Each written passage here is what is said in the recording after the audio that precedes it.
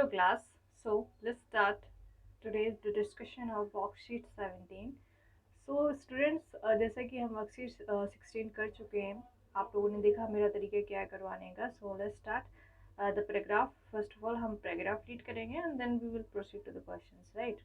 So हम पढ़ने वाले हैं बच्चों आपका चैप्टर 3 परमाणु तथा अणु मूल संकल्पना.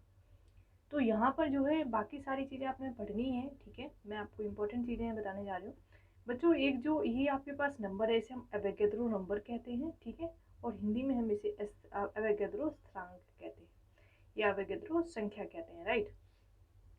तो ये जो है बच्चे, ये एक जो है इस तरीके की एक मात्रक लिया गया है जो हर एक अणु के लिए समान होता है, ठीक है. हर एक अणुओं में ये हमारा उपस्थित होता है, एक तरीके का स्टैंडर्ड हमने लिया है, ठीक है, कैलकुलेशंस के लिए. अब जो है जैसे इसको किस तरीके से इस्तेमाल करते हैं तो यहाँ पे आप देख सकते हैं एक मोल हाइड्रोजन में हाइड्रोजन के 6.022 × 10⁻23 परमाणु होते हैं जिनका द्रव्यमान 1 U या 1 ग्राम है. मतलब हर हाइड्रोजन जो है उसमें परमाणु इतने ही है, कार्बन है उसमें भी इतने ही परमाणु है. आपका कुछ भी चीज़ लीजिए उसमें इतने परमाणु है लेकिन उनका द्रव्यमान अलग अलग हो सकता है. चलिए आगे बढ़ते हैं. मोल संकल्पना में जब हम आगे बढ़ेंगे तो हम देखेंगे यहाँ पे किसी पदार्थ का एक मोल में जो है इतने कण होते हैं. किसी भी पदार्थ के एक मोल में इतने कण होते हैं. एक मोल परमाणु का मतलब इतना होता है और एक मोल अणु का मतलब इतना होता है. ध्यान रखिए, अगर यहाँ पे अणु की बात करें तो यहाँ पे भी अणु लिखेंगे, यहाँ परमाणु की बात करें तो यहाँ पे भी परमाणु लिखेंगे, ठीक है. किसी पदार्थ के एक मोल का द्रव्यमान सदैव निश्चित होता है. यही बात ध्यान रखना, किसी भी पदार्थ का मोल का द्रव्यमान सदैव निश्चित होता है. किसी पदार्थ के एक मोल का द्रव्यमान उसके सापेक्ष परमाणु अणु और द्रव्यमान के बराबर होता है. एक मोल परमाणु का द्रव्यमान ग्राम में तोलित परमाणु द्रव्यमान के बराबर होगा. जैसे उदाहरण के तौर पे देखते हैं ऑक्सीजन है. ऑक्सीजन में आपके जो है इतने अणु हैं, ठीक है, और इनका द्रव्यमान जैसे कि आप जानते हैं ऑक्सीजन की जो है परमाणु संख्या 16 होती है और इसके नीचे बच्चे 2 लिखा हुआ है इसलिए हम इसे 2 से गुणा कर देंगे तो इसका जो मोलर द्रव्यमान होगा वो 32 ग्राम होगा, ठीक है बच्चों. ये हम पहले ये भी कैलकुलेशन में कर चुके हैं. अब हम कुछ और उदाहरण लेते हैं. यहाँ पे आपको बोला गया कि 8 ग्राम हीलियम में परमाणु की संख्या ज्ञात कीजिए. देखिए कैपिटल एन को हम परमाणु की संख्या कहते हैं, हमें ये निकालना है. इसके लिए फॉर्मूला होता है, इसके लिए फॉर्मूला होता है एन. एन का मतलब होता है मोल, स्मॉल एन का मतलब होता है मोलों की संख्या, कैपिटल एन का मतलब होता है परमाणु की संख्या, राइट. और नीचे होता है एवोगैड्रो नंबर जिसे हम एन नॉट से दिखाते हैं, ठीक है. अब यहाँ पे हमें एन नॉट की वैल्यू हमें पता है. एन नॉट की वैल्यू क्या है हमारी, ये है 6.022 × 10⁻23 एटम्स या अणु. इन्होंने 8 ग्राम हीलियम भी दिया हुआ है. तो हीलियम में क्या, हीलियम के लिए हम जो है मोलों की जो संख्या होती है वो होती है किसी भी पदार्थ का द्रव्यमान बराबर मोलर मास, ठीक है, यानी मोलर द्रव्यमान. तो हीलियम का मोलर द्रव्यमान बच्चों 4 होता है और 8 इसका क्या है बच्चों, यहाँ पे इसका मास है, ठीक है, यानी पदार्थ का द्रव्यमान है. 4 दूनी 8 कट गया तो हमारे एन की वैल्यू बच्चे 2 है और यहाँ पे जो है आपका एवोगैड्रो नंबर मैं बता ही चुकी हूँ इतना है. तो 6 को जो है हमें 2 से गुणा कर देना है तो हमारा 12 करके इतना आ जाएगा. आई होप आपको ये समझ आया होगा हमने क्या किया है. चलिए आगे देखते. ये वाला उदाहरण देखिए, इसमें 0.5 आपको मोल दे दिया, यानी स्मॉल एन की वैल्यू आपको 0.5 दे दी है, ठीक है बच्चों.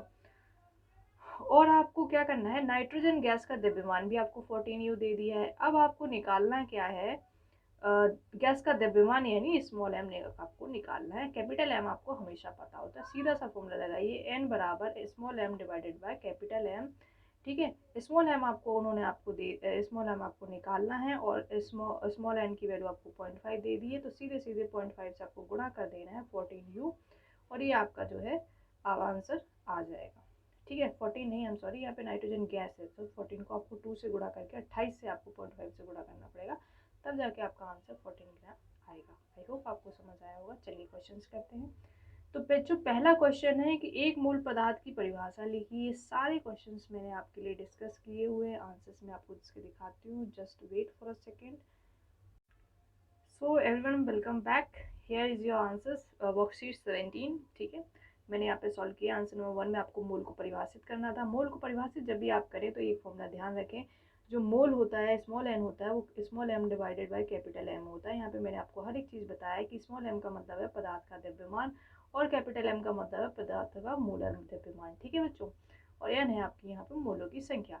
तो जैसे भी अब आपको जब भी कोई भी चीज़ परिभाषित करने के लिए दी जाती है तो अब आप इसको कैसे परिभाषित करते हैं कि पदार्थ का द्रव्यमान जब 1 ग्राम हो जाए और उसका मोलर द्रव्यमान 1 यू हो जाए, तब जा करके आपका 1 मोल जो है वो परिभाषित होता है। आई होप आपको ये डेफिनेशन समझ आई होगी।